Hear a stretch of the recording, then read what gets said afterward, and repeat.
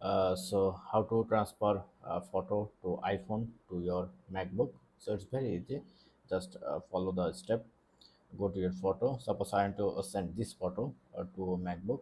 Then you have to press on this icon. But before that, you need to turn on your Bluetooth and turn on AirDrop on your MacBook. So press on AirDrop and do it for everyone. You can also do it from here and press on just do everyone, and now press on this icon on your mobile, and then you can see the airdrop option. Press on airdrop, and my